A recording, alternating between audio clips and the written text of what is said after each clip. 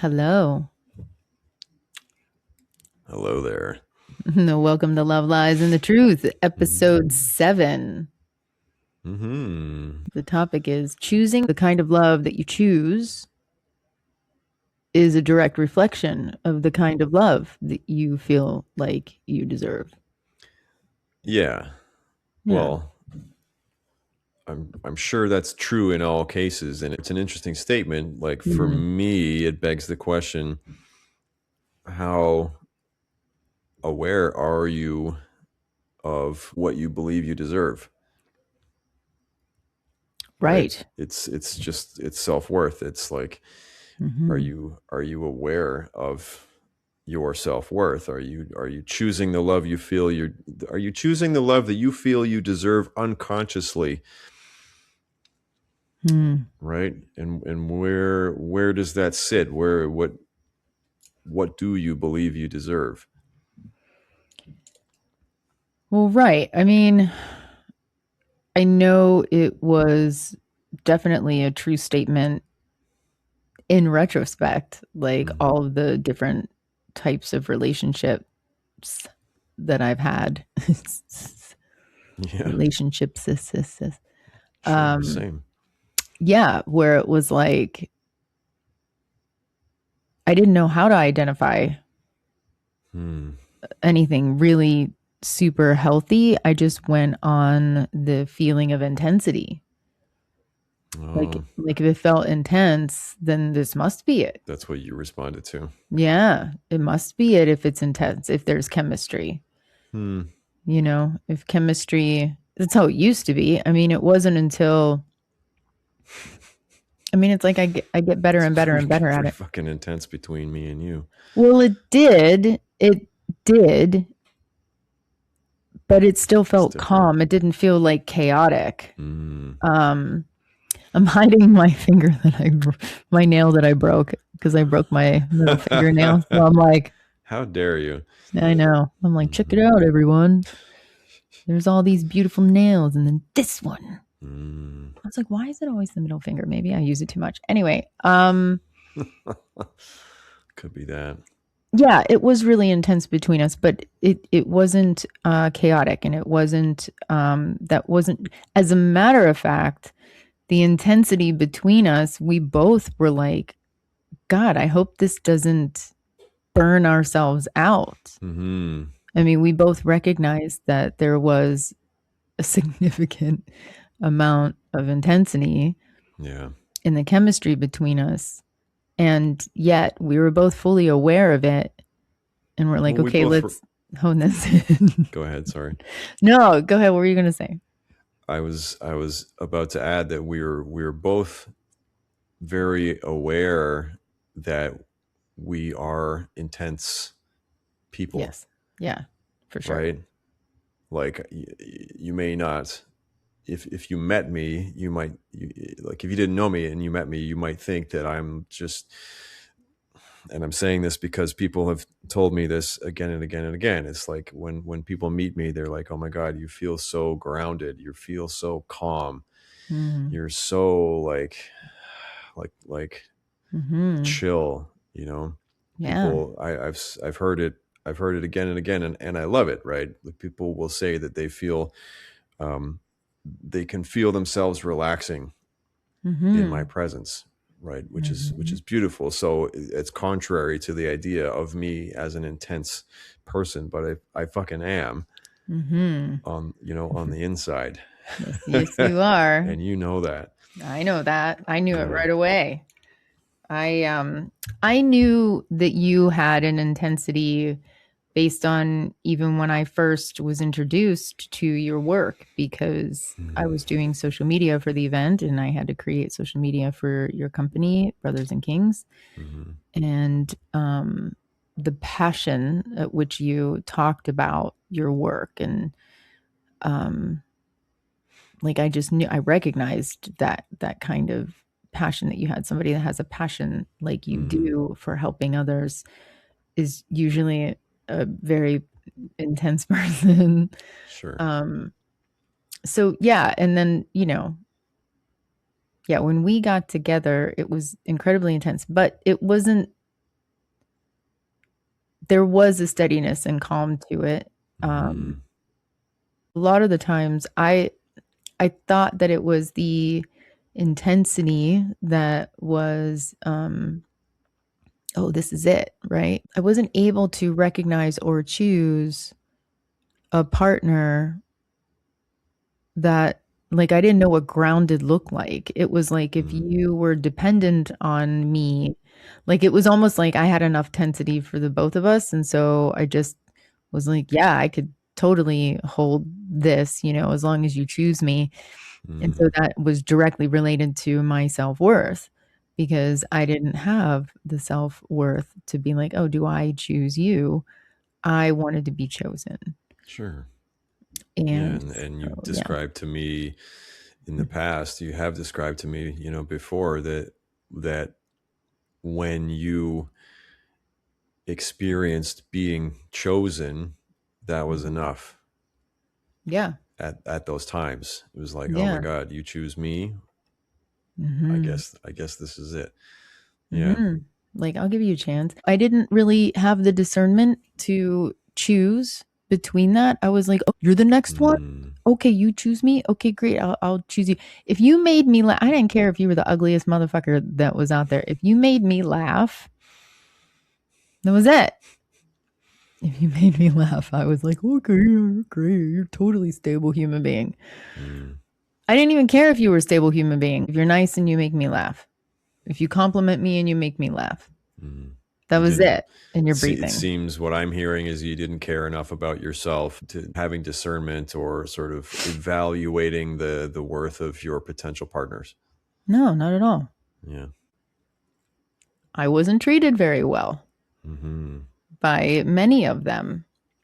So that's on me. And I would continue to try to make it work. The relationship that you choose to be in, and if you are being mistreated or being ignored is being mistreated. Mm, Being dismissed is being mistreated. It doesn't mean that it has to be mean words being said to you, like the obvious things that would be considered mistreatment. Like sure.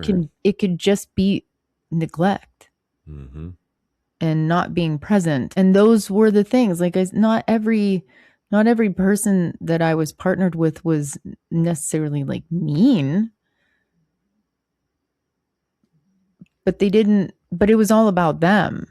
Mm, And I was like, well, yeah, let me sacrifice everything that I can do and make my whole life fit around yours, which is mm, why it's was and still is important for me to make my own way to Toronto because it's not mm, about fitting everything in to you, like how easy it was for me to say, yes, I'm going to come up there. I had to check myself and make sure that I wasn't just saying that like to please you.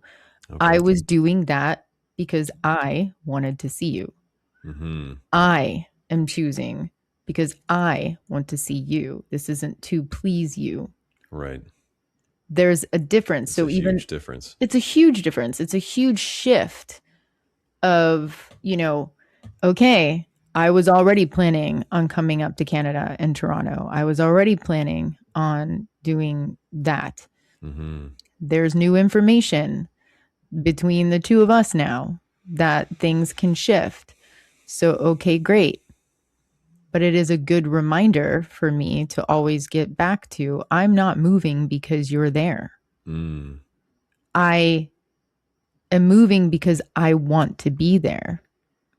We're both, Yeah. you know, we're both making better choices Mhm. nowadays, Yes. are we not?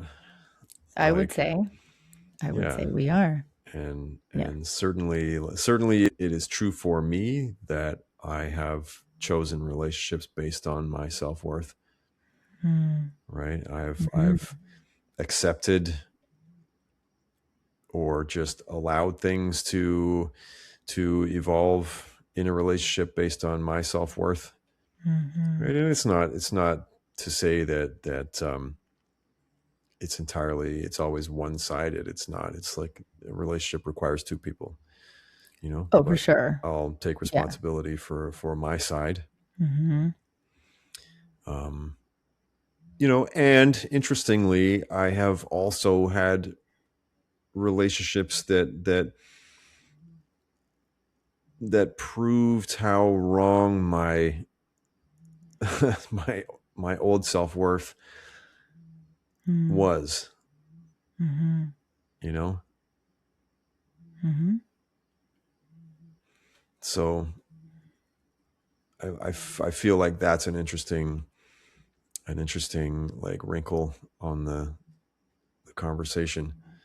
Mm. I went through, after my breakdown, I went through a long period of time where I felt like truly anything was possible and I was open to anything. And I was like, why the fuck not? Why shouldn't I Mhm. do that? Why couldn't Yeah. that happen? Mhm. You know? And I had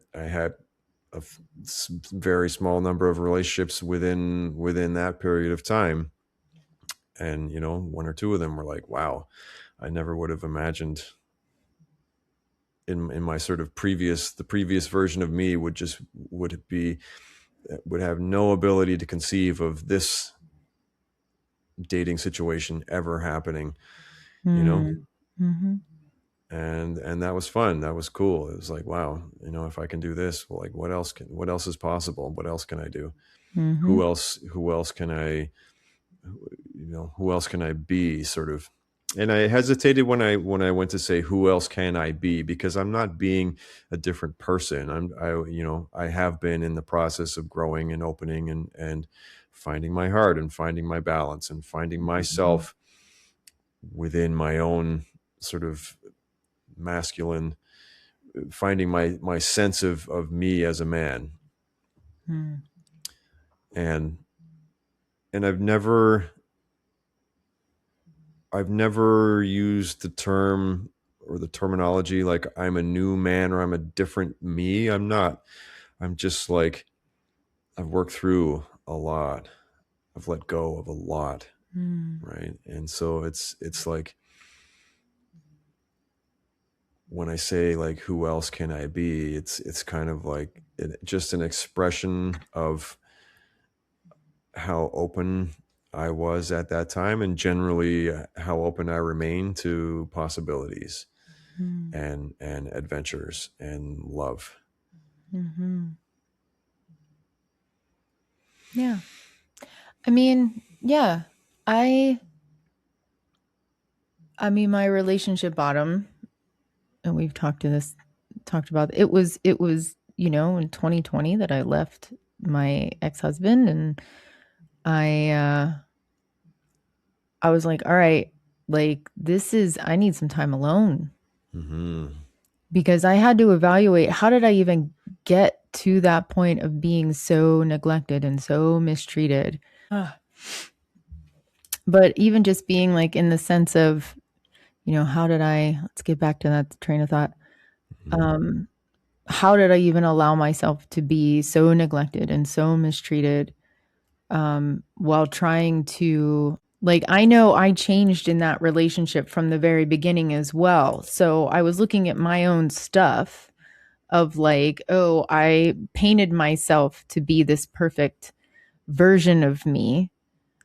And then once the relationship was established, and it's like, you go in and you jump in too far, and I didn't get a chance to Hmm. actually know the other person and how they handle adversity, and how they and what work had they done on themselves, Hmm. and what depth have they gone to work on themselves to even like recognize it and see it. I didn't get any of Sure. that information. So when life got real, within the first 3 months of being married, like, shit got real, and I was side blinded by this person's, like, Blindsided. blindsided. Blindsided. Why? What did Yes. I say? Side blinded. Side blinded. I was side blinded. I was blindsided Yes. by this person's inability. He's not a Mm. bad person. I just think that he just was incapable and didn't have the skills. Because I hold no ill will or resentment toward him at all. Sure. Yeah. So, I think um, that's a place that that a person will come to once they've gone, a good distance down the road of healing themselves. hopefully. It's been my experience, and I think that I'd be surprised if it wasn't generally true that you get a certain distance down the road to healing yourself and finding your balance, and it's like Mm. you can begin to forgive most other people and at least understand Mm. why they Yeah. do the things they do, why they're all fucked up, and why they behave the way that they behave. Sure. Doesn't make it right, doesn't mean you have to forgive them. It's just a place of like understanding and maybe a little bit of compassion. Well, I do forgive, in the sense of letting go. Hmm. If I'm still holding on to resentment, then that means that I hadn't forgiven. I haven't let go. It doesn't mean that it makes anything right. It doesn't mean, it just means I no longer hold on to it. And it doesn't even mean I want to call that person up for coffee and to have them back in my life again. Exactly. That's not what that means. Hmm. But the forgiveness part was for me. And Hmm. that sounds so cliche, but it's so fucking true. Oh, it's 100% true. Totally true. Cliches are cliches for a reason, and there's a lot of wisdom in a lot of them. Um, as annoying as they can be when you don't feel like hearing them. But um, but yeah, I think, I didn't know how incapable that person was, and then I started looking at, well, why didn't I know how to hold my own boundaries when I saw Hmm. that incapability? And I wasn't able to. I just kept trying to overcompensate for it, Mm. um, because I just wanted to make it work. Like, I'm in, let's do this. Like, let's make it work. Let's make it work. Let's make it work. And then it's like I change and I start becoming controlling and I start becoming kind of a bitch. Mm. Sure. And, because I'm resentful and I'm, angry and hurt. And who are you? And, all that stuff. And then who am I? That, Mm. and there's so many, there comes a time, I think, in everybody's life that before when they start hitting their bottom in any way, shape, or form, that they're, you look around and you're like, why is this acceptable? Mm. What? Because and then you're like, well, it's not acceptable. And you're like, well, but it is in some regard because it's happening. Like, it's Mm. happening. Or So it has apparently been acceptable up to it that point. has, right. And now that you find that it's not acceptable, what do you do to change it? Hmm. And, and then eventually you just, you change your situation entirely. And then, you go in and you go inward and you're just like, okay, so what were the moments where I compromised myself? And where were the Mm. moments where I didn't know my own worth, that I accepted this, that, and the other? Therapy is Mm. very helpful. Um, Spirituality and spiritual work, whatever path anybody has, is also incredibly helpful for those insights. But, Mm. I had to do that. I had to be like, what was my shit and what is not my shit? Um, and accepting both of those things. Hmm. Um, but yeah, and then I tried dating, and each situation I got better and better. Nothing really serious stuck Hmm. since then, really, until like 4 years later, and it was like, okay, like, oh, this is good, and then oh, they've met themselves to this depth. Okay, great, and it got better, and I could see where I had gotten better, Mm. and what was great is as I was getting better and in that relationship taught me. What was so great is he was such a great guy that, like, he was the one that would point out, "What are you doing?" Mm. Call And you I'm out on like, your shit. "Call me out on my shit." And I didn't like it. That face. I didn't like it, but I was like, "Oh." that's an old pattern. Thank you for Mm, calling that out. I'm gonna take a look at that because it was the first time that I was really putting into practice all the things that I have been seeing and working on myself. And, fortunately I was able to really turn it around pretty fast and be like, okay, cool. Like, you're right. I don't want to do this. Um, so that's kind of cool. And so now in our relationship, like there's so much respect. There's so much non-compromise. I don't know if that's a word. Like there's non-compromise. not like there's no compromising what we each want. Like Mm. we don't compromise ourselves. Yeah, I haven't felt. I haven't in our whole 6 months of 6 years. having this amazing relationship. I have Yeah. not, to my recollection, ever felt like I was compromising anything. Mm-mm. Same. Well, No, that's what I'm saying. Even when we don't agree all the time with everything, but we talk about why we don't agree on something, and there's definitely like, oh, like a compromise in a point of view, but there's no ethics. I can't even think of anything. Maybe that's just all bullshit. Like, I don't know.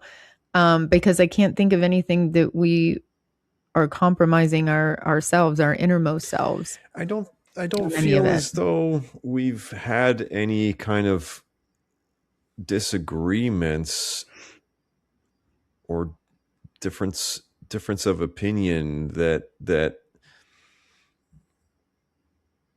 has has been any has led to any sort of compromise, has led to anything. It's like, Mm-mm. maybe you'll say something, maybe you'll have an idea for the podcast, or maybe it's like, like when we were designing the logo Oh, for this podcast, yeah. right? That we came up with a fucking great logo immediately, Yeah. and you wanted to add a rose to it. You felt it Oh, needed. yeah, yeah. You felt like it needed I love roses. a little something, Feminine. more different. Yeah. And while I didn't really, I didn't agree with you per se, Mm. I loved the logo the way it came out. Yeah. And you were like, I think it needs some vines or a rose, or it needs some organic, Mm. flowy shit. I forgot about that. Okay. And But you tried it. I tried it. That's the Yeah, point that I'm and getting to. It's yeah, like you I tried it. didn't really agree with what you wanted to do, but I also was quite willing to explore it Sure. just to see. And then we were both like, "Nah." Yeah, we explored it quite Yeah. thoroughly, I believe. And yeah, Mhm. my impression is that we both came to, as you just described, like we Yeah. recognized that it was pretty solid the way it was, and we Yeah. kept it, Yeah. right? So that's an example where we were in a situation where we weren't 100% in agreement with each other, and Mm. yet we explored the situation anyway, Mhm. with respect, Yeah. right? Because I respect you, I love Mhm. you, and if you say it needs a fucking rose, then we're gonna look at that. Maybe it does need a rose, right? So it's like, it, That's my it's not man. it's not a compromise. Mm-mm. It's just a conversation, and maybe Yeah. ultimately, in whatever the situation, maybe ultimately you'll be the one whose idea has the most merit, or whose opinion is the most, like, useful, or appropriate, Mm. right? Mhm. That could happen, and I can see it, and I'll be like, that's the thing. Let's go. Let's do that because you were right. Mhm. and I believe it would work equally in the other way if my idea was better or whatever it was, you know. I guess neither one of us is stuck in our egos when we're together, so I don't have Mhm. to be right when I'm with you. You know, I Ah, am right aha. a lot of the time, Mhm. and great. Now we're both doing the right thing, and you're also often right, and great. Now we're doing the right thing, whatever you said. It's like it doesn't matter. I don't, you know what I mean? I don't have to be right, and neither do you. I like how you followed it up with, "And you are also right often." I am right most of the time. Oh, and you are right I a love lot of how the time you too. interpreted it. I love how you're framing it as me catching myself and then backpedaling, which is not what happened at I know, all. I'm just giving you shit. I'm just giving you shit, I had to. I know. Um, that's why I was laughing. I was like, "I am often right. Oh, but you are often right too." Thanks, babe. Yes, you're welcome. You're beet red right now. Yeah.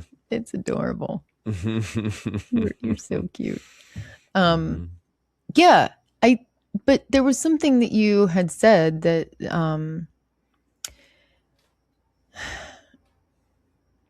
I think finding mature love and finding love that is worthy, right? Like when you find your own self-worth, you don't always have to be right. Mhm. Um, I think that openness and the conversation of that openness and being open to a possibility, like, and allowing, wanting your partner to shine and giving the space. Like, I want the world to know who you are. Mhm. I love doing this and I want to do this podcast, but part of my big motivation to doing this podcast is because I want the world to see you shine. I want the world to see who you are. Yes, I want to Mhm. be seen too, and that's great because I think our conversations, of course, are our conversations and have merit because it's the both of us together. Mhm. So I don't disregard myself in any of that at all whatsoever. Good. But I want you to shine. I want the world to see you. I have no problem taking a step off the stage and like I want that spotlight on you. Mm. And you want that for me too. So, you know, we equally want to give the other person their moment. Yeah. That is a beautiful thing. And that, you know, I never had that in relationship. It was usually like Mm. one had to be smarter or one had to be right all the time. And it was, you know, I think, and I would either argue for me to feel right all the time because I didn't feel seen Sure. or met. Mhm. So I would try to fight for any kind of validation of Scraps. my existence. Yeah, breadcrumbs, right? Mhm. Um, table scraps, and Exactly.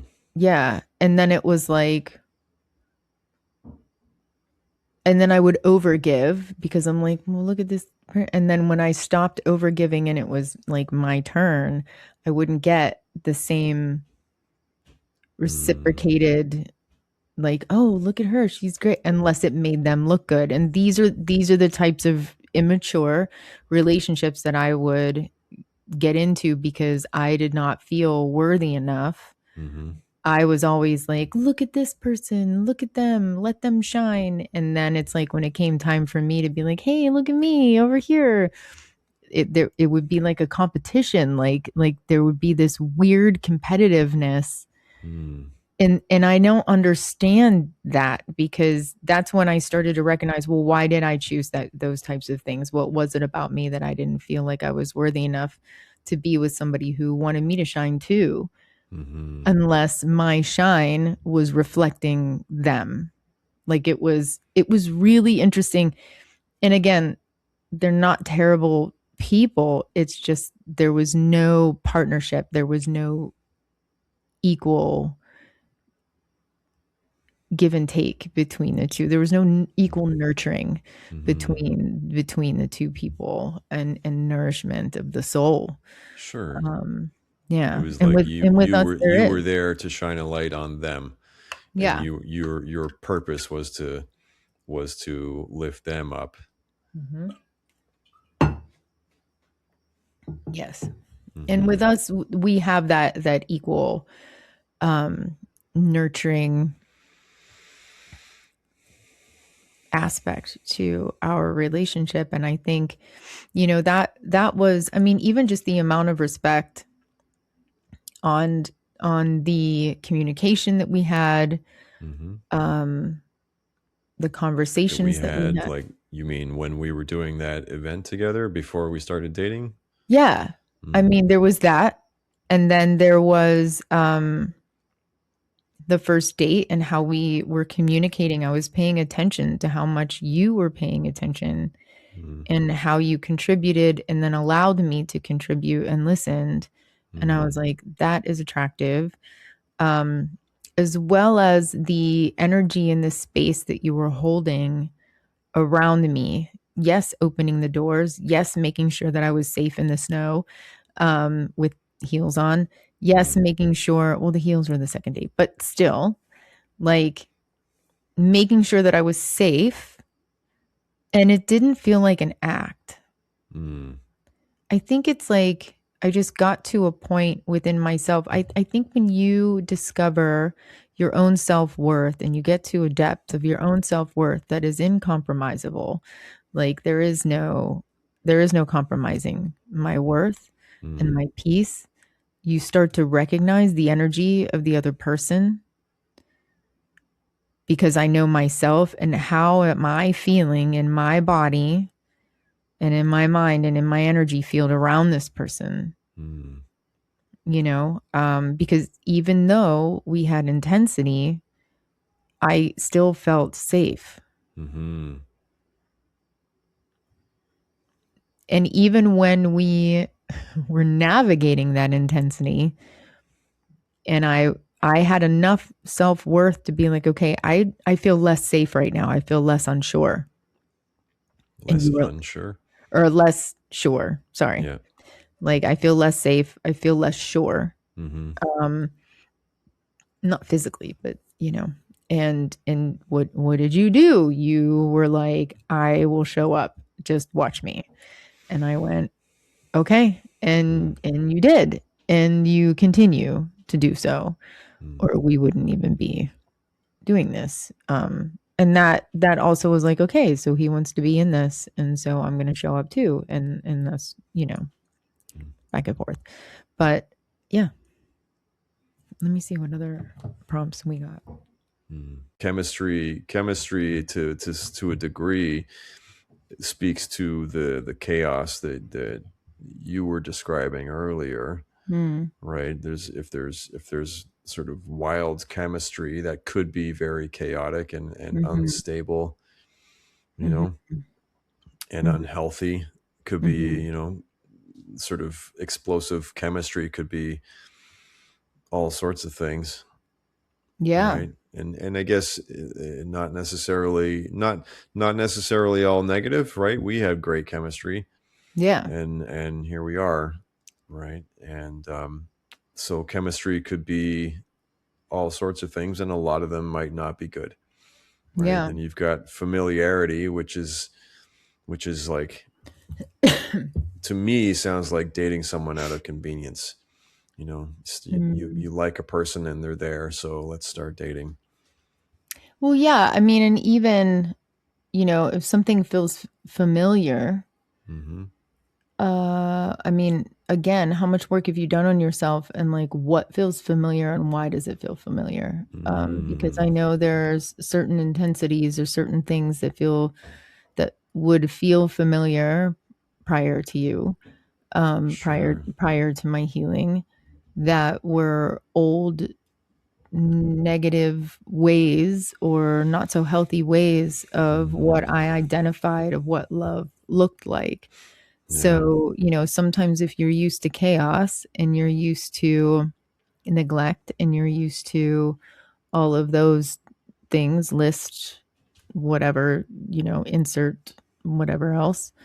Um, and then you get together with somebody else and it's just kind of like repeating those old patterns. And sometimes those Mm-hmm. old patterns feel familiar and you're like, well, this feels it feels like I know This feels you, normal. this I feel like I Yeah. know you. I feel like I've known you and yeah, this feels familiar and this must be it. If it Mm. feels familiar and it's like, no, you're just used to those, destructive patterns that you're familiar with because at least sorry, cat hairs. how's It, how's that doing for your self-worth? it's great. Mouthful of furs. Yeah, good. Um, but if something felt familiar in an unhealthy pattern, Mm. um, you could be like, "Wow, this is great. This could be the one because it feels familiar." Because if you're used to chaos, you may find comfort in that chaos because at least you know what to expect. Exactly. And and then down the line, it's like, okay, how did I get here again? Mm-hmm. I'm not happy again. Where did I go wrong? Where did this go wrong? Where did we go wrong? And it was Again. again, how did I get? And I've done that where it was like you can take out the person and it would just be like a different actor playing the same character. Mm. And that's what I had in a lot of my relationships in those cycles Okay. of unhealthy relationships that I've had. It was like, oh yeah, this feels familiar. Mm. This must be it. This is what love looks like to me when I didn't even know how to love myself. So I didn't understand how to get better. Mm. Um, You didn't understand what was going wrong. yeah. I like that you took it there because when I looked at the quote and I read the word familiar, I took it in the moment as more quite a bit more like superficial. Mm, I had pictured the familiarity of like people who are in the same friends circle or people who are just mm, they happen to be close to each other anyway and they like each other well enough and it's familiar. I was mm, thinking sort of personal familiarity in terms of just proximity, mm. right? And it's Yeah. sort of like Like a you just comfort thing. it's yeah it's easy and the person's already there and you're already kind of familiar with each other, Mm, so it's like a lazy and I guess also could be amazing in the right circumstance with the right people, but sure. I'm sure it's often just a kind of lazy approach and Mm, maybe you get what you pay for. But I like I like the that you took it to basically the comfort zone and you took it to the place of what is your underlying belief in terms of what you think love looks like, mm, right? If you're familiar with neglect, mhm, let's say your parents neglected you, mm, right? mhm, Let's say, and I can use myself as an example because my parents did, right? They're good people. They're just a little bit emotionally distant, mm, and they weren't abusive. I didn't have any particular dramatic difficulties. They mm, were just mm, largely concerned with themselves. mm, And they took care of me and they fed me and they watered me and that was fine. I was healthy. I was safe and I fended for myself a lot, mm, So in that context, what does vulnerability look like? What does emotional um, what does real connection look like? mm, What does what does a deep, meaningful, trust based relationship look like? I have no idea. Mm-hmm. Or I had no idea for the longest time because I had no example of it. Right. Mm-hmm. And then so going forward, that's the model that I had of what a relationship was supposed to look like, and that's familiar. Right. So Mm-hmm. like in the bigger context as you were describing, whatever your familiar is, if you haven't looked at it, if you haven't sort of impartially evaluated Mm-hmm. what your familiar actually is to you, and is that what you want, and does it work for you, or does it produce the same shitty result again and again and again, like you said, with a new actor playing the same role, and you get the same result? When the family is very nurturing and they know how to they pay attention to their Mm. children and pay attention to how to nurture their uniqueness Hmm. and encourage the goodness and show what that support and that love looks like. um I mean, it doesn't mean that you're like completely in the clear to not have, I don't want to say failed relationships, but maybe even some, unhealthy relationships because you're still getting into a relationship with another person. One thing I'll say, what I found really interesting, even in my own regard, I grew up, my family loved me. I knew that I was loved. I was not nurtured in my uniqueness, Mm. and was always like butting heads with, I must conform, right? Sure. And make them comfortable. They didn't know what to do with me. They didn't know what to do with me. They still don't. Um but I found that like my own toxic behaviors, like I gained like these very unhealthy patterns of trying to find somebody like, oh, you choose me for me, like, oh, you see, like I thought Mm. maybe they saw me even though they didn't, and like I was a shiny new toy, and then it would just go through all of these things. I'm trying to get to, there's this point that's floating around up here that I'm trying to get to that's actually like relevant. um oh, God, it was so good too. I totally lost it. It was so good. I'm trying to think. Oh, okay.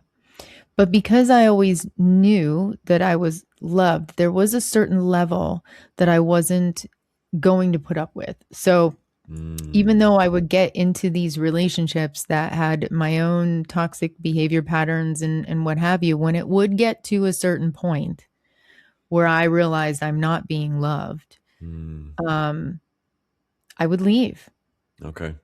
And even though I would try my hardest to do whatever I could do, because then there's that fine line where it's like, how do you know that you're giving up and running away or throwing in the towel and surrendering and like taking care of yourself? Sometimes there's like this Hmm. line in there that you're not sure which is what, right?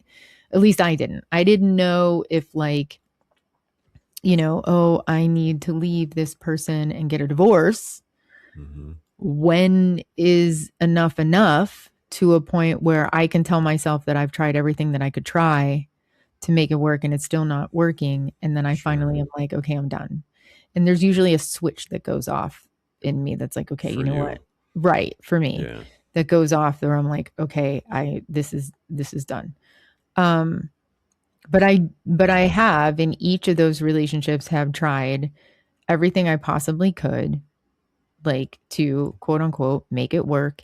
And Hmm. then it's like, okay, like it's done. And I would leave because I would have some semblance of some kind of self-respect Mm. that I would go, okay, so my longest, and I wanted to be like, how do I not get into that kind of relationship to even Mm. begin with? How do I not put myself into that kind of situation to begin with? And how do I even recognize how another person is healed enough that is going to treat me in a respectful way that Mm. that matches the respect that I am offering to that other person. Mhm. Because in every relationship that I've ever been in, I've always been incredibly respectful. Okay. That's the thing, is that I would always offer respect because I was taught to be respectful, Mm. but I was not taught how to recognize being respected. Mm. Taught to be respectful, and yeah, not as much taught to respect yourself. Right. Hmm. And that carried Mm. through every single relationship. And so it was a matter of, when I got to my relationship bottom, I had to start respecting myself Hmm. and doing these acts of respecting me and taking care of me and treating me like I'm in my own relationship with myself, Hmm. to even begin to recognize what it is like and how it feels in my body when another person like yourself shows up and offers me that same kind of respect. Mm. And that's the only way that I was able to recognize falling in love with you was giving myself a gift rather than compromising who I was, Hmm. because I could recognize the amount of respect that you would offer me. And if there were any instances that I was like, I don't know how I feel about that, I would respect myself enough to talk to you. Sure. And you respected yourself enough and me to talk to me back. Wow. Imagine that. Go figure. Mm. So yeah, I think, familiarity isn't necessarily a good thing in the beginning. It's not about what's going to make me comfortable in the Mm. beginning. It was about how is this person respecting me? And do I recognize that they're respecting me just as much or more than I would respect myself? I would say probably match, like, but are you respecting yourself? I mean, that's what it comes down to, is like, are you actually do you know how to respect yourself? Mm. Yeah, you if we're talking about familiarity, it's key to look at what you are familiar with. I think, as I said earlier, it's like what are you familiar with? What will you tolerate? What have you been inviting into your life, Mhm. into your relationships? You know, what degree of disrespect are you familiar with receiving? Mhm. And with that, sorry to cut, I just had a thought. It it's like I had to relearn and be familiar with myself and relearn what familiarity needs to look like for me, Mm-hmm. to understand what actual respect, feeling familiar, like, oh, this feels aligned. This is because that's a word that you and I would use all the time. Like Aligned, yeah. we use it often, that we're very Yeah. aligned in our actions and our We're thoughts, and yeah, where we're at. seeking a new familiar Right. is But what I is yeah, what I interpreted, in right. in in what you said. You're acknowledging what used to be familiar, and Hmm. acknowledging that you don't want that anymore, and it has never worked for you, and now you desire something else to be familiar, which is Yes. mutual love, respect, balance, communication, Hmm. you know, all the things that we have and practice with each other, Mm. and many more. Well, Let's get familiar with that. right. Mm. Like, I remember the first time I really had my heart broken, like shattered in pieces, change your whole life.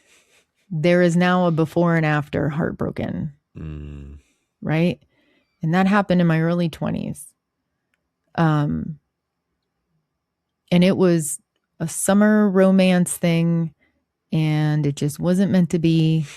And God, it was devastating. Sure. In your early 20s. Shocking. Yeah, it was devastating. Okay. And that changed everything. And I remember I remember chasing that feeling that I had. The high of the love that you felt before you got your heart broken. Yes. Mm, And that there, I when I realized that that right there was like, I kept thinking, does this feel like this? Because if I remember thinking, mm, if I ever had that ever again, like I'm not going to let that go. sure.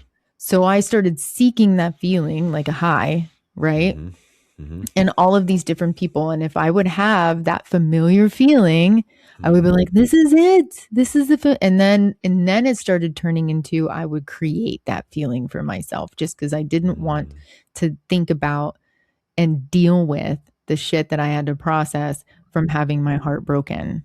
mm. So that for me was like a big changing point in my life was realizing that. And I took that feeling even. Realizing that you were chasing that feeling, Mhm. and that in doing so you were simply avoiding all the the pain that remained to be processed. Like Mm, I made it into this fantasy because I was so afraid of having my heart broken again okay. that I was like, nobody would be able to live up to this person. So I Mm, kept trying to recreate it, and then everybody would fall short of this fantasy that I created in my head. sure.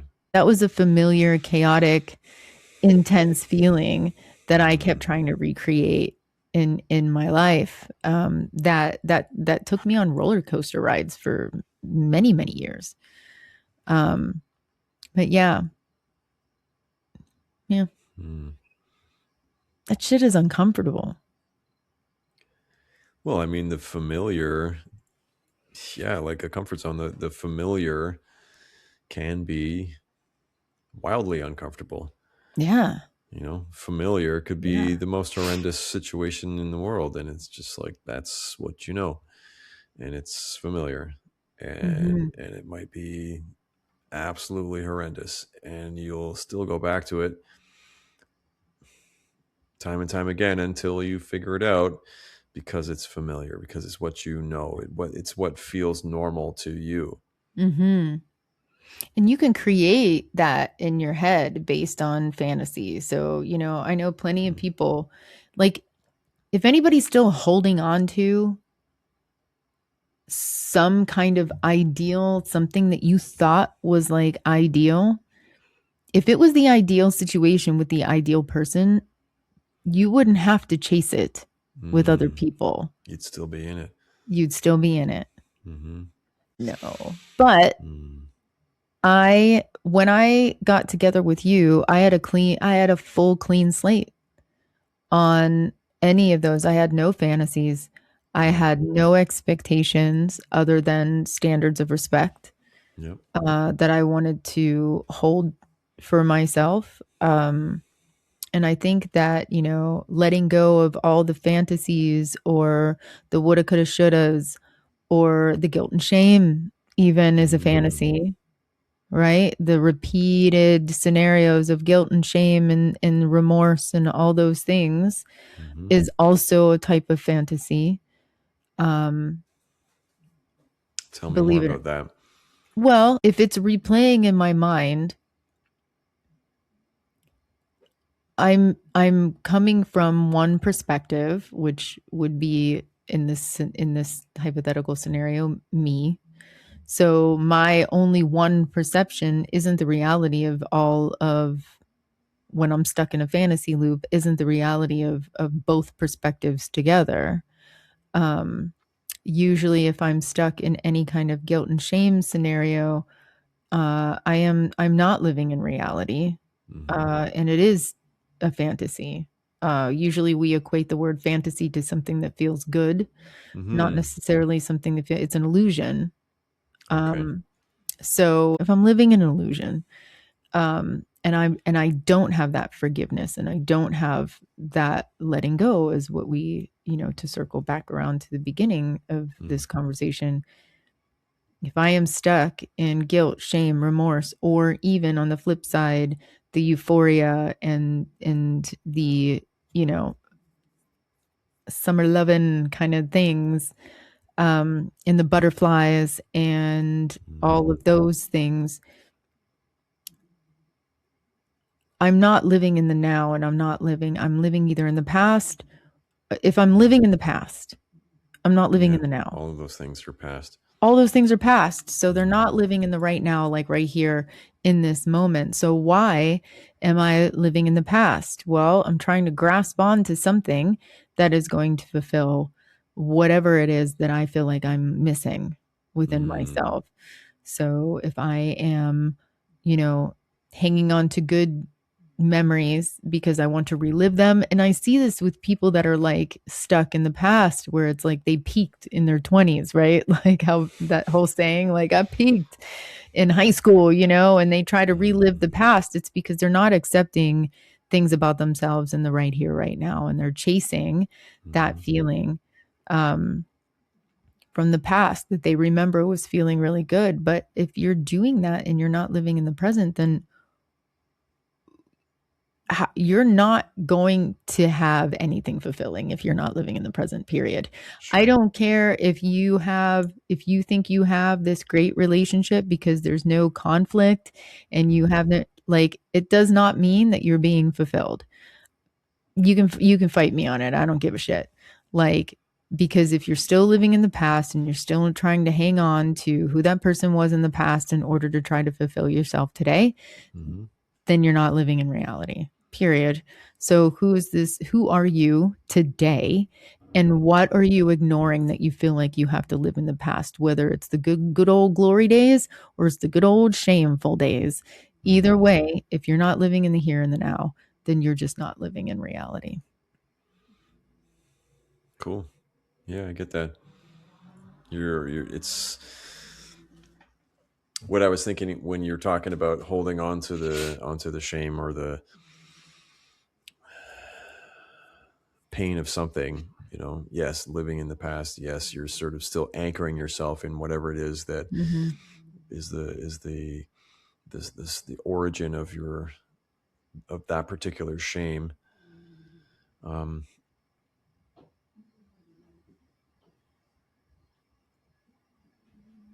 and it is preventing you from seeing what's right in front of you. It's Mm-hmm. flavoring, you know, and I guess that applies equally to not only the shame but also chasing of a memory, chasing of a good feeling, Mm-hmm. right? It's that that anchor that you have in the past is flavoring everything and influencing all your choices and causing you to see things the way that you want to see them, not the way that they are. Mm-hmm. And if you're living in the past for whatever reason in any scenario, check in with your partner. Mm. You may be feeling like everything is fine. How's your partner feel? Are you Mm. present? Because if you're not in the present, you're not present. Mm.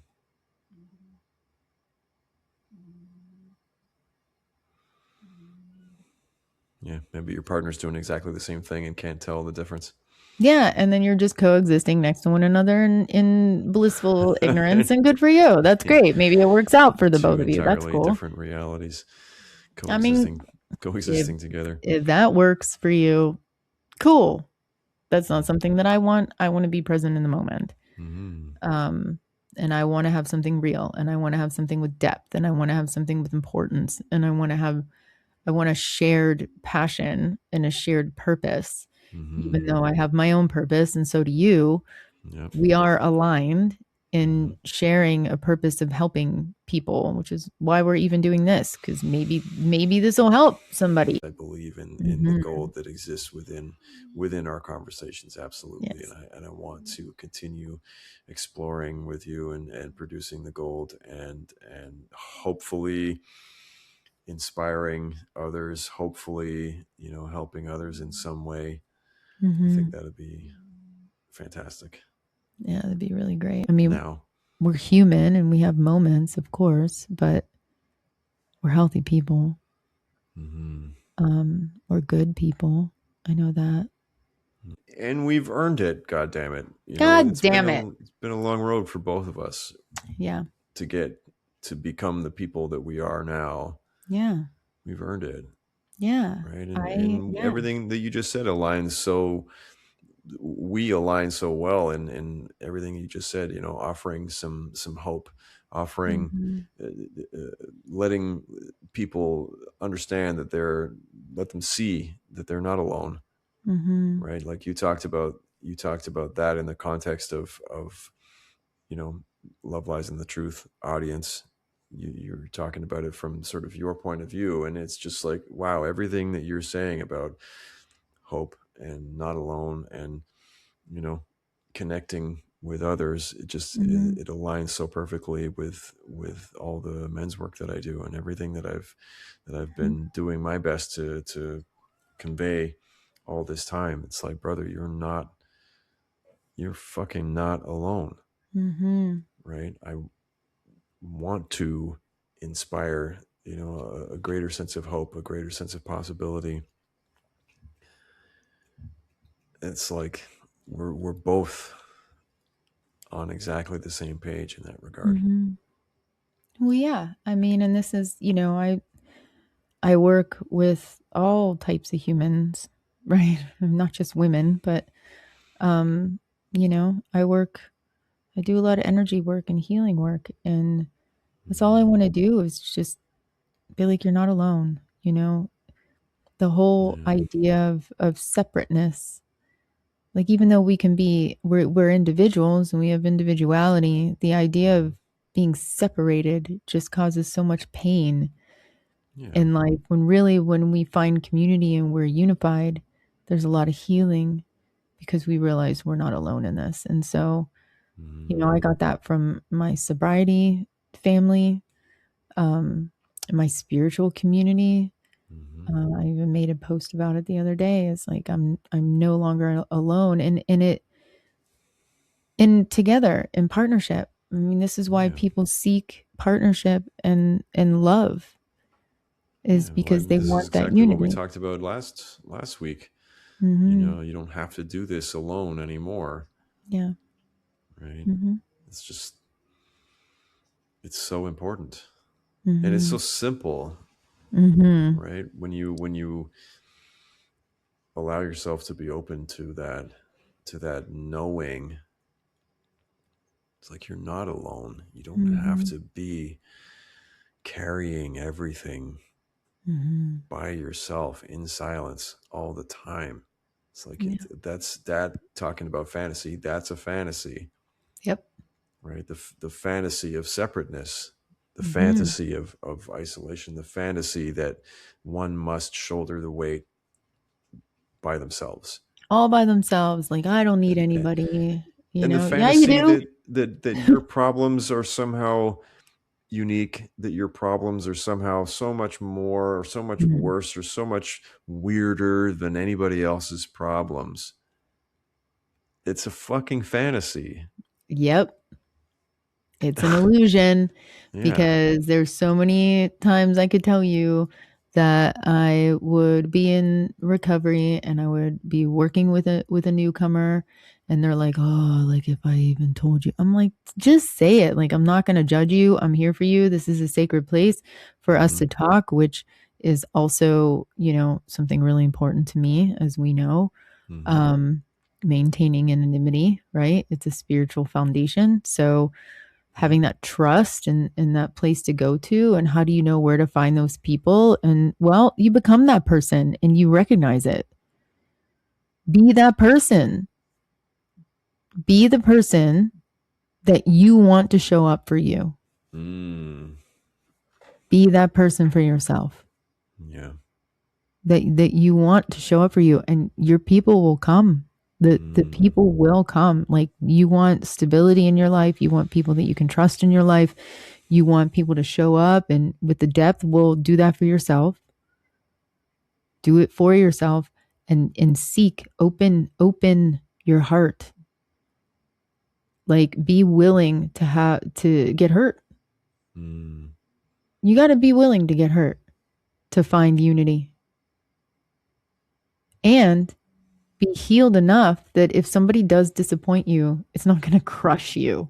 Yeah, exactly. It's just like, okay, that's exactly what, like how you said that before. This is exactly how it is. This is exactly how this is playing out. Mm-hmm. Sucks. And move on. Like, Yeah, time to move on, because I want better than this. sure. And rather than letting it crush you into a crumbling ball on the floor, Mm-hmm.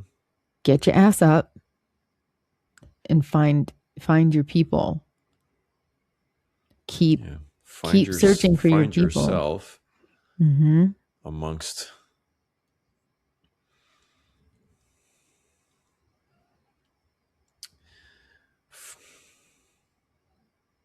Hmm. Well, it's like, do things that are good for you. Like, join, some kind of a group that is good for you, whether Mm-hmm. it's art or reading or painting or exercise or dancing or something. Find something that is good for you, that brings you joy, Mm-hmm. that makes you happy, brings you joy, brings you peace in your life, and you will find your people there, because they're all seeking the same thing. That's where we find the unity. We all have these beautiful gifts and interests and talents that we are all given from whatever is the creator, whatever you feel is your creator, or Mm. the creator, or whatever created this life. We are all given unique gifts and beautiful things, and beautiful talents. And then you go and you express those talents, and you give those talents, and you give it life, Mm. and you find other people that are in that same vibe. But make sure it's good for you. Mm. Do something good for yourself and find those people there. And you don't have to feel desperation, and you don't have to feel despair, and you don't have to feel chaos. Instead, you're fulfilling yourself, and there's no expectation of finding your tribe. That's the thing. There's no expectation of it. I'm just going and expressing myself. I'm just going and seeing if this is what's going to make me happy. Oh, hey, who are you? Oh, cool. Oh, those people. Oh, maybe not those people. Hey, you over here. Like, I can't tell you how many friends, real, honest to goodness, true, loyal, amazing friends that I have, that are not all in one group. Mm-hmm. There's one over here, and there's one over there, and there's one over there, and I stay Sure. connected to them. And yes, I can have a smaller group over here, or a smaller group, and maybe even in a big, like my spiritual community, there's a big, huge group of people. And I have my people within those people that align with me, and that we jive together, just because it's what's meant to be. But it makes me happy. And I didn't go there with the expectation that I was going to find people. As a matter of fact, I was going there and kind of trying to push people away, because I was like, well, it's too much. I'm being seen. But I did open up to a few Mm. and said, oh, yeah, this is good. And then I start opening up to a few more. And then they have Mm. friends of friends. And then I start opening up to a few more. And the next thing you know, I'm a part of a community. And I Sure. show up. I show up when there's a function. Why? Because it brings us joy, and it brings us Well, happiness. you found more and more a comfort with yourself. Yes. More and more, you practiced some vulnerability, Mm-hmm. right? Yeah. Which was the thing. The realizing that vulnerability is actually a superpower is the thing that kind of changed my life. Right. right? Having the if not confidence, then just having the belief that like the belief in yourself. I mean, that's confidence, right? Mm-hmm. I'm trying to draw a distinction because like in my own life,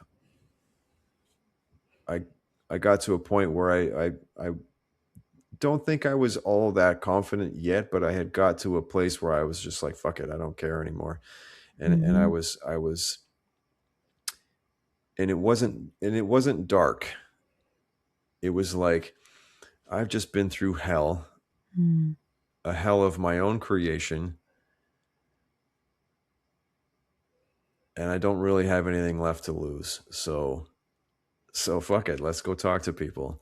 Right. Let's go take a chance and allow myself to be seen and just be vulnerable in the sense of just telling my story to whatever degree I wanted to tell it, Mm-hmm. you know, being open and being curious about other people and getting to know people and just sort of showing myself without giving two fucks about other people's opinions and without Mm-hmm. worrying about what they might want me to be or not want me to be. It's just like, here I am, and I'll share as much as I'm comfortable sharing, and that was a lot because I didn't really care anymore.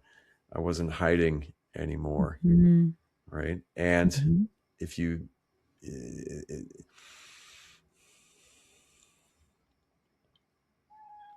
I guess the distinction, I don't really want to go off on a whole vulnerability tangent, but like vulnerability is one of my favorite things. That conversation, particularly when it comes to men, Mm. it is a superpower, Yep. right? And it is a choice. And the distinction that the picture that I want to paint is the difference between just puking out every single detail of your entire life to a stranger on the bus. That's not vulnerability. That's just oversharing, Mm-hmm. right? Vulnerability is the ability to choose what you want to say and what you want to share and how much of it you want to share, right? Without worrying about it or feeling self-conscious and without being tied to a particular response. It's Mm-hmm. not like, oh my God, I hope they like me. No. Hi, nice to meet you. Let's talk. In the conversation, if I say something that you don't like, well, that's a you problem, isn't it? I'm not worried about making friends. I'm not worried about like being friends with everybody, Mm-mm. It you was so know? funny that you were saying that because I was just thinking right before you started talking. I let it go just because I was letting you talk. But I am going to interject because I'm right on the same page with you. This isn't about fitting in. Like this Hmm. isn't about trying to fit in. Like, Yes. how do Thank you you. fit in your own skin? Yeah. I fit in with myself. That's I right. belong to me. To me, that's right. And in doing so, I now belong everywhere Yes, because I always belong right here. that's right. Yep. Yeah. I don't fit in. Yeah, I don't need to fit in. Like when I joined any group, I don't need to fit in. I don't need to be who's popular. I don't need to worry about who's going to validate my presence there. I don't need anybody to validate any of that shit for me. I don't need it. Yep. I don't even like want all of that attention. I just want to go because I want to be there. Hmm. I just want to go because I want to be there. And I want to go because I want to see I'm curious. Yeah. Just remain curious. And the Like, best part of all of that mhm. is that when you are not concerned with fitting in and you Mhm. show up as yourself, Mhm. the majority of people there will fucking love you. Exactly. Well, it's just like trying to find a relationship when you're desperate for one. Mm. Like people can smell that shit. There's something that must change with pheromones or whatever because when you're desperate and lonely and what there's just an energy about you that repels people because you're Yeah. seriously. And No then shit. they're like, well, once I get into a relationship, all these, oh, yeah, because you're feeling confident with yourself. Like, and people are going to be attracted to that. Mm. For whatever that reason is. But this isn't about like fitting in. But I am not going to find people being vulnerable is being curious. And it's curious about how am I going to Mm. feel when I get into this situation, curious about the adventure, curious about what I'll learn about me and Yeah. curious about other people. Like, who are you? Like, Being let me get open to to know the you. adventure. Yeah, being open to the adventure. And that's how it was when you and I got together. We were both open to the adventure of it. Hmm. Like very open, Wide open. wide open to the adventure to it. Yeah. Yeah. Yeah. And I feel we still are. Oh, I am even more curious and even more excited about the adventure of the future with you. I mean, Mm. I needed this conversation because I was getting caught up in, just stress and everything else. And really what it Mm. comes down to is like, I'm so curious about what our future will look like. And I'm curious about even the rest of today and I'm curious about tomorrow. Mm. And, I love the foundation that we've been building because we both have that curiosity. When we go to a place, we're both curious about other people and the place that we're going, and we like to have adventures together. And I love that. Yeah, me too. Yeah. Because sometimes I just want to stay in the bed Yep. and I want to be in the bed. And usually when I want to be in the bed, you're like, yeah, let's stay in the bed. And you're like, oh, amazing. This is great. And then sometimes you're like, let's get out of the bed. And I'm like, no, I don't want to get out of the bed. Cause I'm like a person, like I am a homebody. So it's nice that like you're more of like a, hey, let's get up and go outside. Yeah. And then I'm always like, "Hey, why don't we like stay in and chill?" And it's nice because then I get curious like, "Oh, what would happen if we go outside an adventure together?" I Mm. like going places with you. You're fun to be around. Nice. And it's not even just that it's just fun. It's like we can just go to like the store and it's still an It's adventure still fun. because it's like who are we going to meet, what are we going to get into, like, Mm. Hmm. it's just fun with you. Yeah. Agreed. Hmm. Anyway, well, that was a nice little add-on for 20 minutes. Sure. Yeah. Absolutely. All right, my love, what do you Hmm. think? I think we're good. We're almost at 2 hours now. Yeah, I didn't mean to cut you off on your vulnerability spiel, but I just felt like the whole idea of fitting in was like, bleh. No, it was a good segue. My vulnerability, I felt like I was really going off on a whole other topic there, because It's I okay. can talk about vulnerability a lot Yeah. because I love it. Me too. I'm not afraid to be vulnerable. I remember my first sponsor told me, I'll never forget it. I remember I was feeling like, I was like sober a week. So, I wasn't feeling great. Right. Hmm. And I was showing up to the meetings, even though I was like happy generally that I was like changing my life, but it was still kind of like, ugh. And I showed up and everyone's like, how are you? And I'm like, great. And my sponsor at the time was like, you don't have to be walking around here like you're the fucking tour guide for Disneyland. And I was Okay. like totally saw it and called me out. She's like, look, you've been sober a week.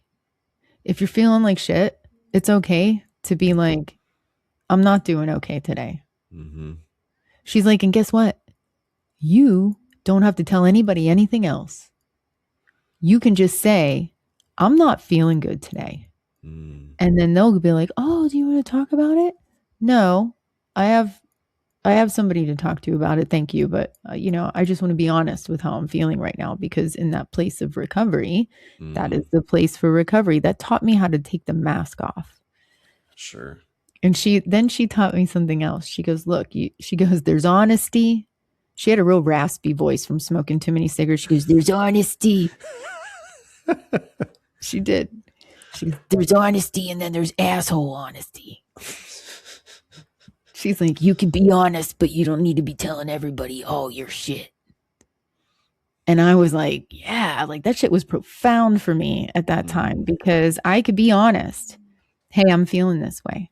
Yep. Do you want to talk about it? No, but thank you. I have somebody to talk to to talk to about it when I'm ready. But for now, no, I don't want to talk about it, but I'm just being honest about where I'm at. I'm not going to pretend. Mm-hmm. And they go, "Oh, okay, cool." You know? Yeah. Because not everybody has your best interests. Mm-hmm. At heart. We get that. We know that. And sometimes misery loves company. So I don't want to like bond with somebody over like all the negative shit. Sure. But it is okay to be like, I've been feeling lonely. I've been feeling lonely. And they're like, whoa, okay. No, don't worry. Like, I'm cool being on my own. No, it's just today I'm feeling lonely. That's just like I get that way with missing you. I miss you. I'll be like, I miss you. Is it going to destroy me? No. You're in my life. Yeah. I've missed people and they're never coming back. I survived that shit. I can miss you being 4.5 hours away that I'm gonna see next week. But it still doesn't mean that I'm not feeling a little lonely. Missing you. And that's okay. I've been in that despair place. And what gets me out of it? Go get fucking curious and get out of the house. Get out of the bed. Go do something fun. Something that's good. Go talk to somebody. Do something good for yourself. So anyway. Yeah. Must be time then. I guess it's time. Yeah. Well, until next time, Love Lies in the Truth, episode 7. Have no idea what the topic is. Not anymore. Not anymore. That's okay. There's a number associated with it's fun though. We started somewhere and we talked a lot about where we started and we sort of continued talking about other things. It's like it's what we do. I love our conversations. Me too. Right? Because they're real. They're real and they can take side roads and they can stop off at the unexpected attractions along the way. And I think it's that's an great. Adventure. I think it's fun. It's a fucking adventure. Yeah. Let's do it. I'm here for the adventure. Me too, baby.